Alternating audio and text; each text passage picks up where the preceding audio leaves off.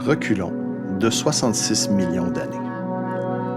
L'errance de l'astéroïde Chicxulub a pris fin lorsque ce dernier est venu s'écraser sur la péninsule du Yucatan au Mexique, déclenchant une série de catastrophes qui ont mené à l'extinction de 75% des espèces, incluant les dinosaures. Que serait-il arrivé si sa trajectoire avait été très légèrement différente et l'avait fait tomber au milieu de l'océan Atlantique? Serait-on aujourd'hui au sommet de la chaîne alimentaire? Est-ce que je serais ici à vous parler? L'histoire humaine compte aussi son lot de coïncidences. Par exemple, en mathématiques, quelles étaient les chances que Newton et Leibniz développent simultanément le calcul différentiel et intégral au XVIIe siècle? Plus près de nous, qu'aurait été le XXe siècle si Adolf Hitler avait été accepté à l'Académie des beaux-arts de Vienne? Dans ce reportage, nous allons parler d'un concept qui a une place de choix dans la science, le hasard. Évidemment, le spectre des statistiques, cette grande science du hasard, va habiter tout ce qui suit. Avant de débuter, écoutons Jonathan Goldman, professeur titulaire de musicologie à l'Université de Montréal, nous raconter comment le hasard a servi d'inspiration en musique.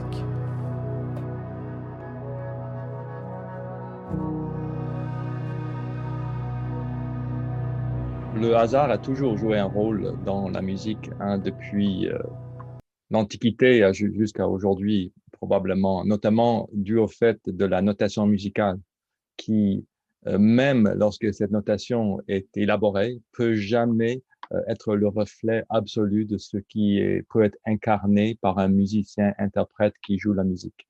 Il y a toujours des dimensions qui restent sous silence et qui ne peuvent pas être explicitées, même chez des compositeurs qui parfois multiplient des commentaires et des règles et des indications sur la partition, comme c'était le cas chez certains compositeurs modernistes du milieu du XXe siècle. Mais il y a d'autres façons dont le hasard intervient dans la musique. Si on pense déjà à un cas comme chez Mozart, étonnamment, parmi ses quelques 500 œuvres, il a composé une œuvre qui s'appelle le jeu de dés musical. Et donc c'était un jeu comme un jeu de société où il a composé des mesures d'une minuet et trio. Et il invitait les gens avec un coup de 2 dés et construire ainsi leur propre œuvre. Et le nombre de possibilités possibles grâce à cette œuvre de Mozart est dans les milliers. Et vous pouvez même voir sur Internet, il y a des sites qui vous permettent de faire votre choix à l'intérieur de l'œuvre de Mozart. Mais plus près de nous, au XXe siècle, au milieu du XXe siècle, il y avait vraiment une mouvance qui essayait d'intégrer le hasard comme vraiment une dimension d'une composition musicale. Par exemple, chez John Cage, ce grand parrain de la musique expérimentale, était inspiré par le bouddhisme et le I Ching, ce livre de divination chinois, et il s'est servi de coups de dés pour composer une œuvre musicale pour piano. Il s'agit d'une œuvre qui s'appelle Music of Changes. Et il a fait des milliers comme ça de coups de dés pour décider de tous les paramètres de l'œuvre. L'œuvre reste totalement déterminée et avec une notation extrêmement compliquée que le pianiste qui a créé l'œuvre, qui s'appelle David Tudor, a passé énormément de temps pour essayer de comprendre toutes les indications sur cette partition qui était le fruit du hasard. Il y avait d'autres compositeurs dans l'orbite de John Cage, comme Morton Feldman, par exemple, qui il voulait plus utiliser, pendant un temps, il voulait plus utiliser la notation musicale qui dit à l'interprète, vous devez jouer telle et telle note. Il voulait donner une sorte de schéma à l'interprète et laisser au gré de l'interprète à jouer les notes qu'il voulait jouer. Donc, il a inventé un système de grilles où les grilles indiquent lorsque le pianiste ou le musicien doit jouer une note qui est, par exemple, aiguë ou grave ou dans le médium, mais il dit pas exactement quelle note il faut jouer. Et comme ça, il pourrait se concentrer sur la texture musicale globale sans avoir à se soucier et avoir ce côté dictateur qui dit tu dois jouer telle et telle note. Et ça a eu beaucoup d'influence dans les années qui ont suivi. Il y a certains qui parlaient de musique aléatoire. Pierre Boulez et Karlheinz Stockhausen avaient leur période aléatoire. Pierre Boulez, il a composé une pièce qui s'appelle la troisième sonate. Sur la partition, il y a donc des objets, des passages qui sont en encre verte et d'autres qui sont en encre rouge. Et l'interprète trace une trajectoire à l'intérieur de ces passages en suivant les différentes couleurs selon certaines règles. Ce qui fait qu'il n'y a jamais deux interprétations de l'œuvre qui peuvent être exactement identiques. Et Karlheinz Stockhausen a fait quelque chose de semblable dans son Klavierstück 11. On parle des années 1958. Hein. C'était vraiment l'apogée de ce type de pensée. Il y a même des compositeurs, des interprètes qui ont donc enregistré ces œuvres-là en plusieurs versions. Donc, vous trouvez sur le disque 4 versions d'une même œuvre, jamais 2 fois la même chose. Il y a un compositeur comme Yannis Xenakis qui, lui, avait une forte connaissance de mathématiques et lui a lancé quelque chose qu'il appelait la musique stochastique. Donc, il servait de processus aléatoire, donc comme tel qu'on trouve dans la nature, hein, une façon probabiliste de définir des événements, et il appliquait ça à la musique. Donc, comme ça, c'était absolument le fruit du hasard, quelle note était choisie pour tel et tel passage, et tout ce qu'il gérait, c'est la grande forme, la grande mouvance, un peu comme des nuages. On peut pas vraiment définir l'emplacement de chaque molécule se trouvant dans un nuage, mais on peut définir grosso modo les limites du volume du nuage. Donc, c'est ce que Xenakis faisait. Sinon, le hasard commençait au cours des années 60 à prendre parfois des formes très étonnantes, comme par exemple dans des partitions de texte, c'est-à-dire textuelles, si vous voulez, des partitions qui consistent en même pas une seule note, mais seulement une expression verbale, poétique, hein, qui invite le musicien à interpréter à son gré. Donc, c'est ce que Karlheinz Stockhausen faisait dans Austen Sieben Tagen, des 7 jours, où c'est comme un recueil de poésie finalement, et les musiciens peuvent l'interpréter, peuvent improviser suite à ce texte poétique. Pauline Oliveros, c'était une compositrice américaine qui faisait de même. Elle a énormément de recueils de textes comme ça qui peuvent être le point de départ pour une improvisation. Ça crée parfois, chez Stockhausen, ça crée un heurt une fois lorsqu'ils ont enregistré la musique de Austen Sieben Tagen sur disque. Stockhausen a engagé les musiciens de très haut vol, hein, parmi les meilleurs improvisateurs de son époque, et si bien qu'un des musiciens voulait être nommé comme l'auteur de ce qu'il avait joué sur le disque. Il n'était pas d'accord que le compositeur était celui qui devait signer cette improvisation du simple fait d'avoir écrit en amont ce texte poétique. Donc le hasard parfois peut aussi créer des heurts, des conflits.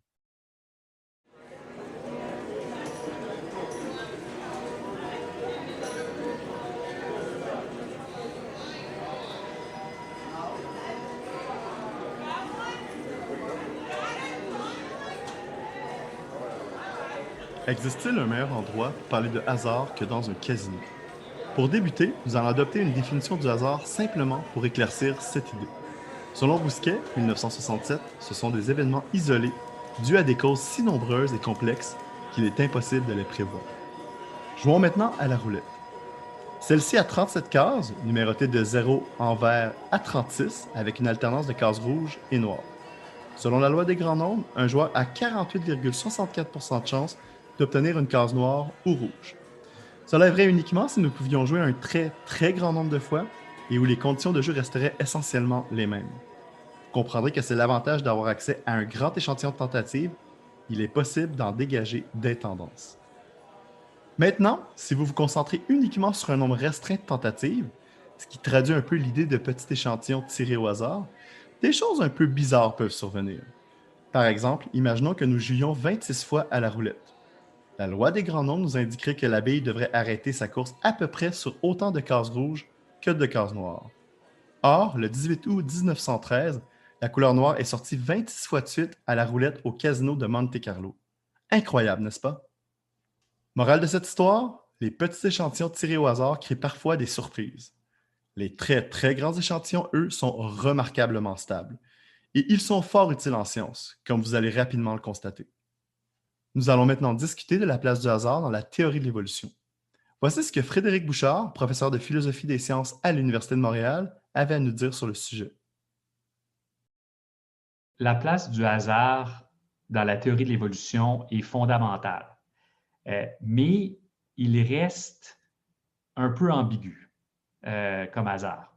Donc, à la fois les scientifiques, mais surtout les philosophes, lorsqu'ils entendent le mot hasard, il faut distinguer, est-ce qu'on parle d'un hasard épistémique, donc qu'il y a peut-être déterminisme, mais que nous ne sommes pas en mesure de le reconnaître. Donc, nous voyons des motifs qui sont imprévisibles.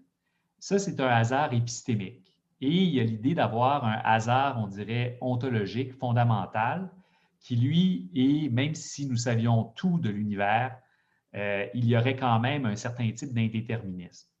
Et c'est important de comprendre les deux volets parce que ça souligne que la notion de hasard est intimement liée à la notion de causalité et de compréhension de la causalité. Pour la théorie de l'évolution, comme la théorie de l'évolution décrivait des mécanismes biologiques qui étaient, disons, autonomes ou relativement autonomes par rapport à une création divine. Puis ça, Darwin le dit explicitement. Et comme la causalité, jusqu'à la théorie de l'évolution, du moins dans le règne du vivant, était conçue comme, finalement, Dieu crée les espèces ou crée la nature, donc c'est une forme de causalité absolue. En quelque sorte, de parler de hasard en théorie de l'évolution, ça voulait dire que ce n'est pas Dieu. Mais ça ne veut pas nécessairement dire que c'est de l'indéterminisme. Et donc ici, là, je dirais au cours du 19e siècle, puis au cours du 20e, il y a cette ambiguïté dans le mot hasard. C'est certain que ça voulait dire que nous n'étions pas dans un régime de cause et effet divin, mais est-ce que c'est un indéterminisme fondamental? Ici, ça dépend des écrits à travers les décennies dans la théorie de l'évolution. Quand il y a eu la découverte de la génétique mendélienne, puis ensuite la génétique moléculaire, et quand on commence à parler de mutation, bien là, c'est qu'on a un mécanisme de variation, donc la variation qui est essentielle à faire fonctionner l'évolution par sélection naturelle, qui semblait non déterminé par des processus externes. Et donc, il y avait une forme de hasard, on va dire, génétique, mais il n'y avait pas nécessairement de réflexion très poussée par rapport au fait, est-ce que c'est un hasard, à ce niveau-là, est-ce que c'est un hasard qui est fondamentalement ontologique ou est-ce que c'est parce qu'on ne comprend pas comment la mutation fonctionne? Et donc, c'est assez compliqué. Le hasard est fondamental à la théorie de l'évolution. Il est intimement lié à la notion de causalité, mais il n'y a pas de définition, je dirais, univoque de ce qu'est ce hasard ou de quel type de causalité. Là où il y a consensus, c'est qu'il y a une autonomie relative entre différents niveaux de causalité. Donc, de dire, bien, disons, les interactions entre les espèces sont en relative, là je parle, disons, les interactions écologiques, proie-prédateur, sont relativement autonomes par rapport au niveau de causalité génétique. Puis les mutations ont lieu, là je vais très vite, là, mais disons de manière relativement autonome par rapport à ce qui se passe dans la vie des organismes. Ça a changé un peu avec la physique quantique au cours du 20e siècle, parce qu'on est à un niveau de causalité qui pourrait avoir un effet sur des gènes. Donc, les effets quantiques, où là, on parle d'un déterminisme fondamental, au moins dans certaines interprétations de la physique, au-delà de notre niveau de connaissance, bien, au niveau quantique, on est dans la probabilité d'un déterminisme augmente à mesure qu'on va dans le petit. Là, je m'excuse de mes collègues physiciens là, pour la vulgarisation excessive, mais on est à des niveaux d'organisation qui sont très proches du macromoléculaire. Et donc, est-ce qu'il y a une partie des mutations qui pourraient être le résultat d'effets quantiques? Bien, peut-être, peut-être pas, mais au moins on est à un niveau d'explication ou à un niveau d'indéterminisme et de hasard où la biologie et la physique se rejoignent. Donc, hasard essentiel à la théorie de l'évolution. Pourquoi? D'abord parce que c'était pour se distinguer de la création divine, mais de manière fondamentale, c'est parce qu'on parle de causalité et de mécanisme en biologie, mais le hasard, en quelque sorte, relève de l'autonomie relative de différents niveaux d'organisation du monde biologique. Et ce n'est pas toujours un mot qui cherche à... il n'y a pas toujours une affirmation de hasard fondamental. Parfois, c'est un mot qui, disons, qui porte plus sur notre état de connaissance. Et donc, il dit, nous ne savons pas quel sera le résultat et nous ne pouvons pas ou nous ne sommes pas en mesure de le prévoir. Et donc, c'est un hasard plus léger. Et il y en a d'autres qui vont jusqu'à dire que non, c'est un hasard fondamental. Il y a un déterminisme fondamental. Et pour ceux-là, bien, je dirais des théories de la physique, par exemple, leur apportent un renfort intéressant. Très intéressant, n'est-ce pas? Nous donnons maintenant la parole à Simon Caron-Roth, professeur de physique à l'Université McGill, pour qu'il nous explique la place du hasard dans cette grande discipline. Moi, il y a deux choses qui me viennent tout de suite en tête quand on parle de hasard. D'un, c'est la chaleur, le phénomène de la chaleur. Et la deuxième chose, c'est la mécanique quantique. Mais c'est deux choses complètement à l'opposé l'une de l'autre. La chaleur, on comprend que c'est fait, on comprend maintenant que l'air autour de nous est fait de molécules et la chaleur nous dit combien d'énergie ils ont en moyenne. Et c'est quelque chose qui est très aléatoire. Une molécule peut avoir plus d'énergie, une autre en a moins, mais on ne voit pas ça du tout. Quand on monte le chauffage dans une pièce, on sait que la température va monter. On ne se pose pas la question 50-50, ça va de quel bord. C'est très prévisible. Pourtant, si on regarde chaque molécule, mettons dans une tasse d'eau, chaque molécule bouge, vibre, l'énergie se transfère, les molécules se bottent l'une l'autre, se transfèrent l'énergie l'une l'autre. Si on essayait de prédire quelle molécule possède l'énergie à un certain moment, on serait incapable, ça serait impossible. Mais ce que la physique statistique a compris, depuis des gens comme Laplace qui ont essayé de prédire ce qui se passait quand on avait des gros ensembles de molécules, c'est la loi des moyennes nous aide. On appelle ça la loi des grands nombres. Quand on a tellement de molécules, on n'a pas besoin de savoir quelle molécule a l'énergie. Tout ce qu'on voit, nous, c'est la moyenne. En bout de ligne, on voit tout ce qu'on voit, toutes les choses autour de nous ont l'air très réguliers. On ne voit pas tout le chaos et l'agitation qui constitue la matière autour de nous grâce à la loi des moyennes, la loi des grands nombres. Ça nous amène, si on veut voir le hasard en physique, qui est très intéressant, si on veut le voir, il faut regarder des petits systèmes. Et quand on regarde au niveau des molécules, une à la fois, là, ça devient très différent.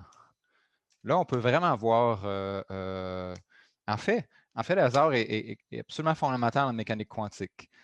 Si on imagine les molécules comme des boules de billard, c'est pas tout à fait ça, mais comme on peut commencer par là. Si on imagine comme des boules de billard, quand on en lance une sur un autre, on peut prédire, les boules de billard, on peut prédire où ils vont aller, dépendamment du point d'impact. Si on fait la même chose avec des molécules, c'est fondamentalement impossible de prédire. Il n'y a rien qu'on peut changer dans l'approche des particules qui nous permettrait de déterminer les particules finales vont aller où. Il va y avoir une certaine probabilité que ça s'en va à gauche, certaines probabilités que la particule qu'on a lancée finit à droite, certaines probabilités qu'elle va presque tout droit, donc il y a une probabilité qu'elle revienne dans toutes les directions, mais on peut calculer les probabilités qu'elle passe d'une place ou une autre, mais c'est fondamentalement au niveau des molécules, on ne peut pas prédire avec précision qu'est-ce qui se passe. Donc, moi, j'étudie justement les collisions entre particules élémentaires. On essaie de prédire c'est quoi les produits d'une collision. On peut fondamentalement pas dire si on fait telle collision, mettons 2 protons à telle énergie, on ne peut pas prédire il va sortir ça. On peut prédire, par exemple, que, en fait, on peut prédire d'un qu'il peut sortir plein de choses grâce à la très belle formule d'Einstein, E égale mc carré. Si on a beaucoup d'énergie, on sait on peut produire de la masse, on peut produire de la matière. Donc, il y a plein de choses qui sortent, mais des fois, ça va être des nouvelles. Des fois, ça va être juste les choses qu'on a parties. Des fois, il va tout simplement, on repart avec 2 protons, disons, on va sortir avec 2 protons. D'autres fois, on va ressortir avec des nouvelles particules, des électrons, des choses qui sont relativement familières, des choses qui sont aucunement familières, comme le Higgs ou d'autres choses. Et donc, moi, ce qu'on fait, on essaie de calculer la probabilité de chacune de ces choses-là. Et c'est tout ce qu'on peut calculer. C'est impossible de prédire d'une collision à l'autre qu'est-ce Donc, qui ce se que tu me passe. dis, Simon, c'est que le fruit de la collision, c'est aléatoire finalement, c'est ça? Exactement. Le fruit est complètement aléatoire. Mais ce qu'on fait pour gérer ça, c'est qu'on utilise encore la loi des grands nombres. Donc, on répète l'expérience un grand nombre de fois et on regarde les moyennes. Et bon, tant de nombre de fois, on a produit telle particule, tant de nombre de fois, on a produit un X, on a produit un W, on a produit un Z, on a toute une soupe d'alphabet. Et on compte les fois. Et ces décomptes-là, on peut les prédire très précisément et on regarde, on surveille. On essaie de vérifier si ça fonctionne exactement avec nos prédictions ou pas. Moi, ce que je fais, c'est des calculs théoriques, en fait, et on essaie de vérifier. On serait très content si si nos calculs ne fonctionneraient pas exactement et qu'on aurait découvert, par exemple, une nouvelle force dans la nature, quelque chose, ça nous signalerait une nouvelle propriété de la nature qu'on n'a pas connue encore. Donc, on essaye. Donc, mais le fruit de chaque collision, on ne peut pas le prédire, mais les moyennes, on peut très bien. Donc, Est-ce que dans les ouais. grands systèmes, on a le même genre de phénomène, c'est-à-dire que le hasard a toujours une place fondamentale? Absolument, oui. Et ça, c'est pour revenir à ce qu'on parlait avec la chaleur et les choses quotidiennes. Un exemple, par exemple, qu'on peut avoir, c'est, on peut imaginer un baromètre. Certains d'entre vous ont un baromètre sur votre mur qui mesure la pression de l'air. Qu'est-ce que c'est exactement la pression de l'air? Ça mesure l'énergie que chaque molécule a par rapport à plus les molécules vont vite, plus qu'ils vont frapper rapidement sur. C'est essentiellement une plaque sur laquelle les molécules frappent. Puis plus que l'air a une haute pression, plus que les molécules frappent fort et plus qu'ils frappent souvent. Donc, on mesure une plus haute pression. Mais si on se fait regarder vraiment au très ralenti ce qui se passe sur un baromètre, ça ferait comme une pluie qui tombe. Touc, touc, touc, touc, touc, touc, touc, touc sur un toit de tôle. Tu entends une à la fois, puis ça aurait l'air très aléatoire. Par contre, si tu accélères ça, touc, touc, touc, touc, éventuellement, ça devient. Tout ce qu'on voit, c'est un bruit continu. De la même façon qu'une pluie, une pluie forte, on ne perçoit plus les gouttes d'eau. C'est la même chose, un baromètre ou toutes les choses dans notre quotidien, ils perçoivent seulement des moyennes. Donc, la loi des grands nombres nous donne le fait qu'on peut mesurer très précisément la pression dans une pièce. Donc, d'un côté, le hasard, c'est quelque chose qui est important, mais le hasard, souvent, c'est quelque chose qui nous aide en physique. Parce que quand on a des grands nombres, c'est précisément le fait que chaque collision est imprévisible. C'est précisément ça qui fait que la moyenne est prévisible. C'est deux revers de la médaille. Et penses-tu qu'on peut généraliser, Simon, à l'astrophysique? Est-ce que donc dans l'univers, on a le même genre de phénomène d'importance du hasard aussi? Il y a des choses à grande échelle, oui, qui traitent du hasard. Par exemple, qu'est-ce qui fait que quand les galaxies se forment, qu'est-ce qui fait qu'une galaxie se forme ici et pas ailleurs, ou un amas de galaxies? Il y a des régions, maintenant, on est capable de tracer notre environnement pas juste nos galaxies, pas juste notre galaxie, mais les galaxies voisines. On est capable de tracer notre environnement et on découvre qu'il y a des régions, il y a des filaments qui sont très actifs, il y a des régions de grands vides stellaires. On découvre tout ça. Qu'est-ce qui fait qu'une région, initialement, qu'est-ce qui fait qu'on voit ça aujourd'hui? Encore là, on imagine que c'est le fruit du hasard, le fruit de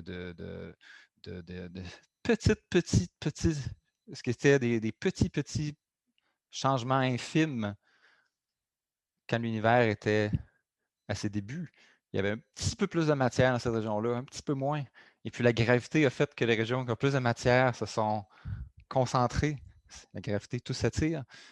Et puis, donc, le hasard, ce qu'on voit dans le ciel, c'est le hasard qui a été amplifié.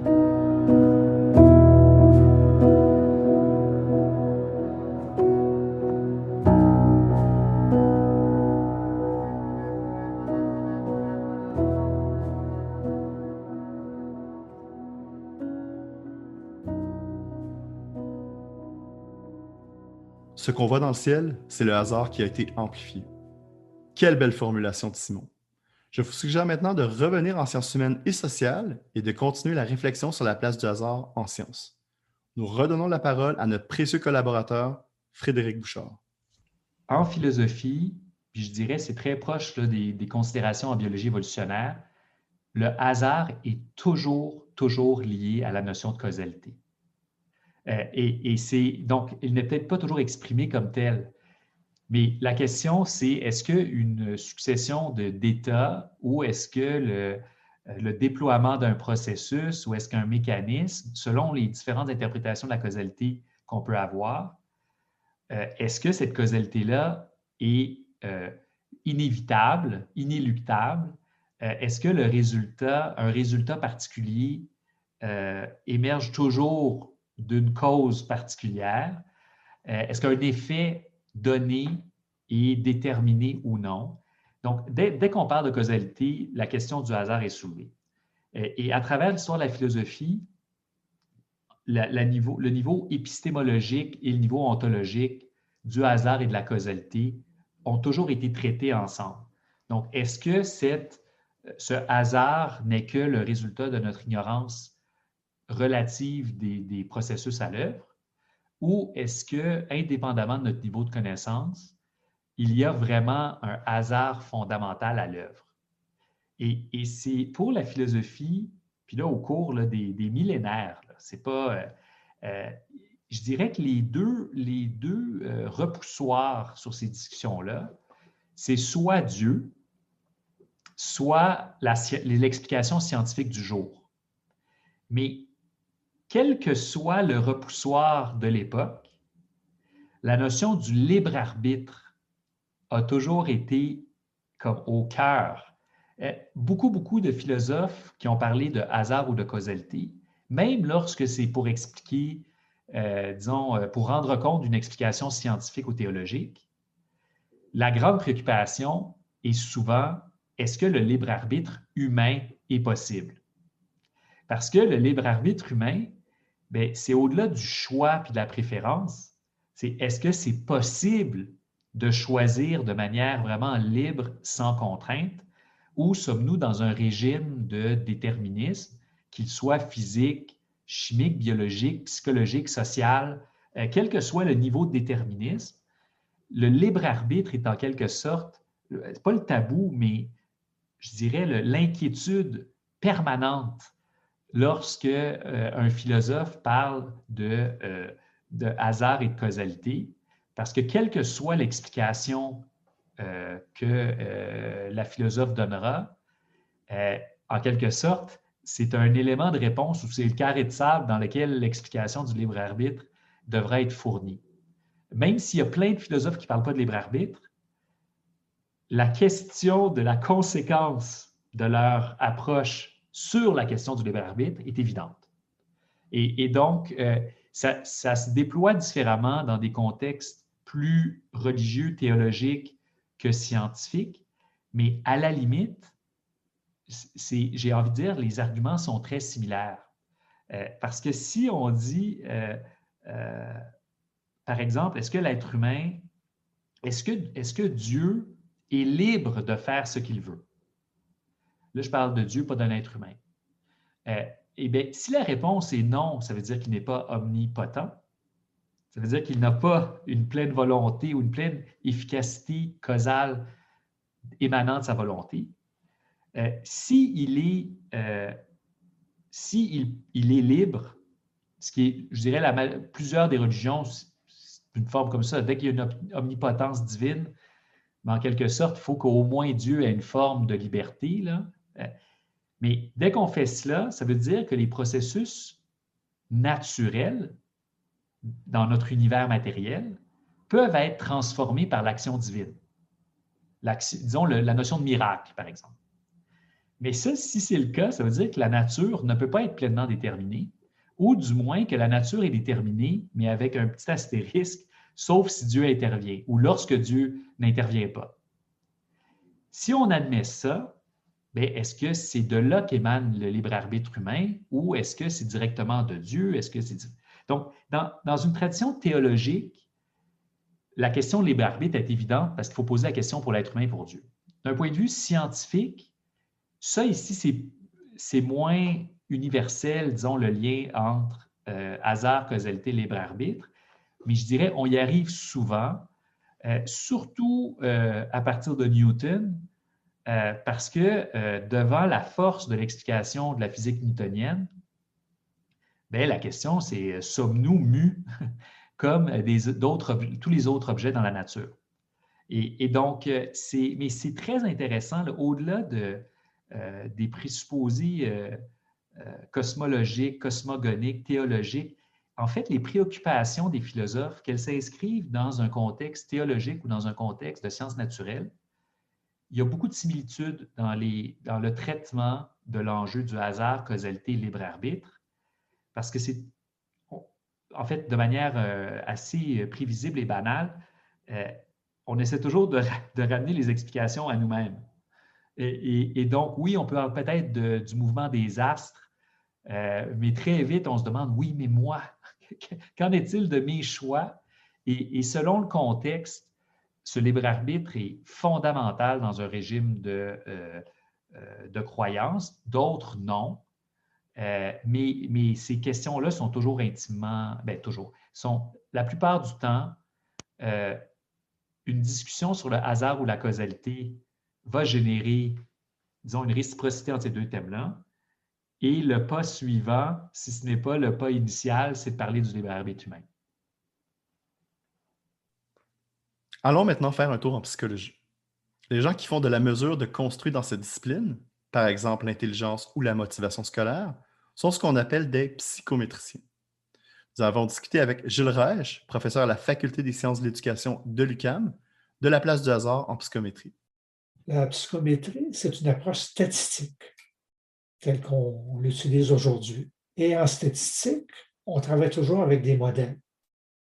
Un modèle, il y a deux parties. Une partie qu'on dit déterministe, une partie qu'on dit aléatoire ou probabiliste. La partie probabiliste ou aléatoire, c'est le hasard. C'est un des endroits, je dis bien un des endroits où on va voir apparaître la notion de hasard quand on travaille en psychométrie. Revenons sur le modèle déterministe, on a toujours, donc si la somme, par exemple, avec la somme des bonnes réponses à un examen, à des bulletins mathématiques, si la somme des bonnes réponses était une mesure précise du niveau des bulletins mathématiques, on aurait un modèle déterministe. Ce n'est pas le cas. Il y a de l'erreur derrière. Donc, cette erreur-là, on ne peut pas la mesurer, on ne la connaît pas, on a obtenu seulement des observations et il faut essayer d'avoir à la fois cette mesure et une mesure de l'erreur. Donc, c'est un autre modèle que celui-ci est probabiliste. Donc, on a la vraie mesure serait une composition à la fois du modèle déterministe et du modèle probabiliste. J'étais aussi curieux d'en savoir plus sur la place du hasard en histoire. Carl Bouchard, professeur dans cette discipline à l'Université de Montréal, avait des choses pas mal intéressantes à nous dire. La première chose qui me semble importante de dire sur le sujet du hasard en histoire, ça peut paraître évident, mais en même temps, souvent, je trouve que les étudiants oublient ça, c'est que la complexité de notre vie actuelle, c'est aussi la complexité des gens du passé. Puis en histoire, souvent, on a l'impression que les choses sont plus simples, mais je dis toujours à mes étudiants, non, non, leur vie est aussi complexe que la nôtre. Donc, à partir de là, ce qu'on peut comprendre, c'est que si le hasard existe dans nos vies, aujourd'hui, ben, il n'y a pas de raison qu'il n'existe pas dans la vie des gens qui nous ont précédés. Donc, la question, c'est de savoir quelle place joue le hasard dans les événements historiques. Et plus simplement encore, est-ce que le hasard peut changer le monde? Et sous l'angle historique, je pense que cette question soulève deux enjeux importants. L'enjeu de la causalité, qui va certainement être abordé dans l'ensemble de l'émission, puis l'enjeu de l'échelle. La question de la causalité, on peut la résumer. Donc, dans notre vie, il y a d'innombrables hasards qui nous affectent, mais il faut chercher à savoir si un événement fortuit produit une conséquence. Et ça, donc, c'est la question de la causalité. Quelle est la conséquence de ce hasard-là? Et deuxièmement, la question de l'échelle. Quel rôle joue le hasard au niveau individuel, au niveau collectif, au niveau des nations, au niveau du monde entier? Puis je pense qu'il est vraisemblable de dire, peu importe qu'on soit au niveau historique ou dans le monde actuel, que plus on monte en collectivité, moins le hasard est significatif. Donc, dans la mesure où les conséquences risquent d'être de moins en moins importantes. Puis, donc, on peut traiter ces deux sujets-là de façon indépendante, causalité et échelle, mais on peut aussi les joindre. Et puis, un des exemples qu'on peut vraiment sortir de notre chapeau d'historien, qui est le plus connu, c'est celui du déclenchement de la Première Guerre mondiale, par exemple. Le 28 juin 1914, l'héritier du trône d'Autriche-Hongrie, François Ferdinand, est assassiné à Sarajevo. Et on voit souvent cet événement comme le déclencheur de la Première Guerre mondiale, un événement fortuit qui a occasionné le déclenchement de la guerre. Ce qu'on sait, par contre, c'est que cet événement-là, il n'est pas si fortuit que ça. C'est un événement qui est planifié par une organisation secrète qui est serbe, mais sauf que la journée elle-même, c'est une suite incroyable de hasards. Premièrement, parce qu'il y a un premier attentat avant d'avoir un deuxième. Donc, il y a un premier attentat qui échoue. Le deuxième hasard, c'est que l'archiduc décide de changer la planification de sa journée à cause de cet attentat.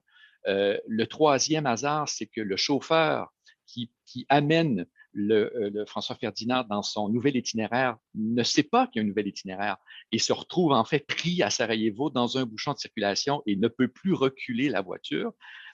Et le quatrième, c'est que cette voiture qui s'arrête à Sarajevo, eh bien, elle s'arrête juste en face d'un des terroristes qui s'est enfui, qui est Gavrilo Princip, qui en profite pour tirer sur l'archiduc et son épouse. Et donc, la mort de l'archiduc, c'est un assemblage de fortuits, mais aussi quelque chose de relativement prévisible, parce que les services secrets austro-hongrois savaient qu'un complot était probablement en train d'être fomenté contre l'archiduc. Donc, est-ce que cette mort hasardeuse a causé la Première Guerre mondiale?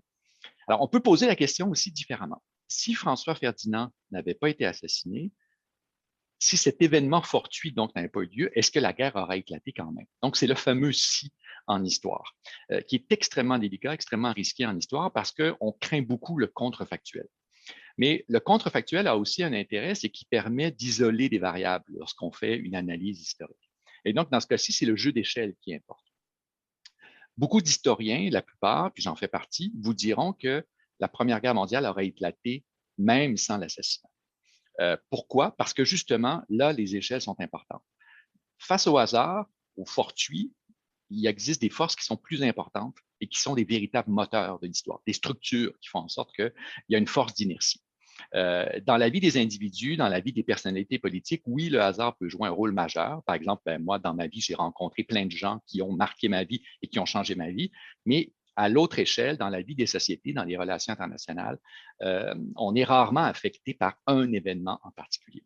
Et donc, en ce sens-là, en histoire, on est très ambivalent face au hasard. Donc, il faut lui laisser une place, mais lui laisser trop de place, c'est dans une certaine mesure abandonner notre travail. C'est-à-dire que notre travail comme historien, c'est de remonter la chaîne du temps pour expliquer le passé. Et si on laisse au hasard une part trop importante, on laisse de côté donc le poids de l'agentivité humaine, en fait, le poids des structures, l'inertie de la vie, l'inertie des sociétés. Et donc, ce qui nous préoccupe davantage dans ce sens-là, c'est moins le hasard, et je l'ai dit tout à l'heure, que les conséquences du hasard.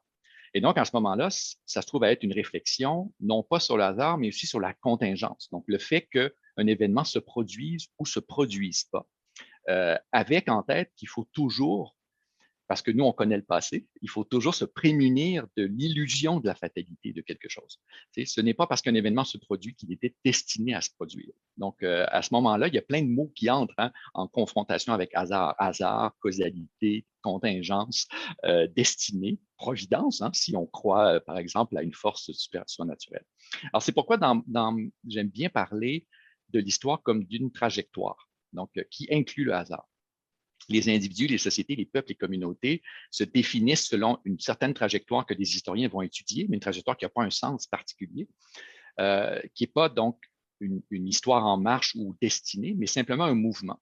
Puis en examinant le passé, on peut saisir cette trajectoire, voir peut-être une ligne directrice, mais les hasards sont là justement pour briser la prédictibilité d'un événement, et montrer que le cheminement humain n'est pas régi par des lois, parce que justement, il y a des hasards qui déterminent parfois les événements.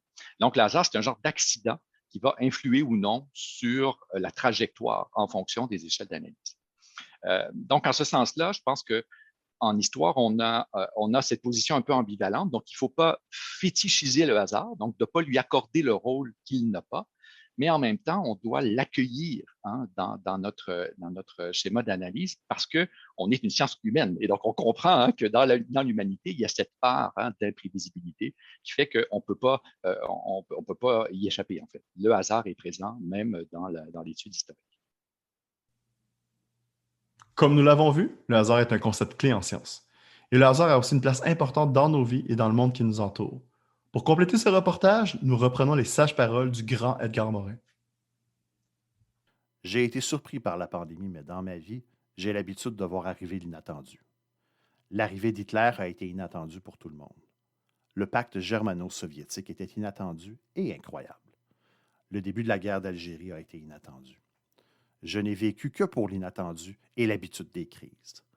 En ce sens, je vis une nouvelle crise énorme, mais qui a toutes les caractéristiques de la crise, c'est-à-dire que d'un côté, suscite l'imagination créative et suscite des peurs et des régressions mentales. Nous recherchons tous le salut providentiel, mais nous ne savons pas comment. Edgar Morin poursuit. Il faut apprendre que dans l'histoire, l'inattendu se produit et se reproduira. Nous pensions vivre des certitudes, des statistiques, des prévisions et l'idée que tout était stable, alors que tout commençait à entrer en crise. On ne s'en est pas rendu compte. Nous devons apprendre à vivre avec l'incertitude, c'est-à-dire avoir le courage d'affronter, être prêt à résister aux forces négatives. Fin de la citation.